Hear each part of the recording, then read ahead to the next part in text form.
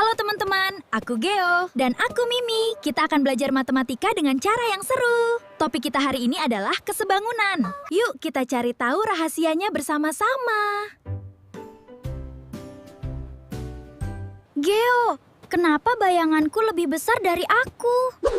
Bentuknya sama, tapi ukurannya berbeda. Peristiwa itu disebut kesebangunan. Apa yang dimaksud kesebangunan? Kesebangunan adalah dua bangun yang memiliki bentuk yang sama, tetapi ukurannya berbeda. Artinya, bentuknya identik, hanya skalanya saja yang berubah. Perhatikan bahwa sudut-sudutnya sama dan bentuknya tidak berubah. Ada dua syarat agar dua bangun dikatakan sebangun.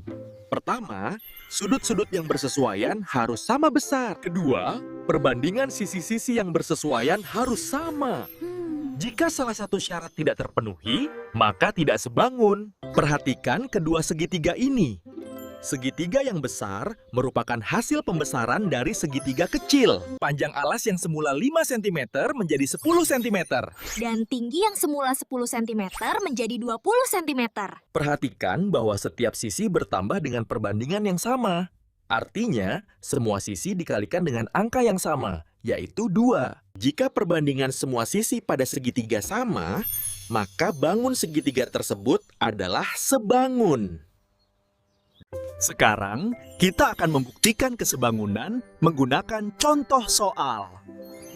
Perhatikan kedua segitiga di papan tulis ini. Apakah kedua segitiga tersebut sebangun? Bentuknya mirip, tapi ukurannya beda, Pak. Tepat sekali. Ayo kita cari tahu bersama. Kita periksa sudut-sudutnya terlebih dahulu.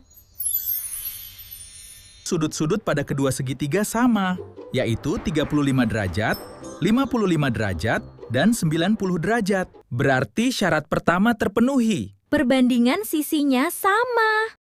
Karena kedua syarat terpenuhi, maka kedua segitiga sebangun. Sekarang giliran kamu mencoba. Perhatikan dua segitiga berikut. Segitiga PQR sebangun dengan segitiga STU. Diketahui panjang PQ adalah 12 cm dan ST adalah 4 cm. Panjang PR 18 cm dan SU 6 cm. Tentukan panjang sisi yang belum diketahui. Silakan hentikan video sejenak dan coba kerjakan.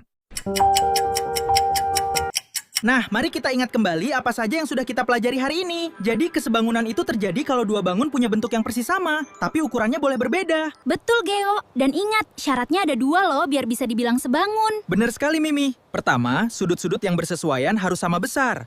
Kedua, perbandingan sisinya juga sama. Wah, belajar kesebangunan seru dan mudah ya.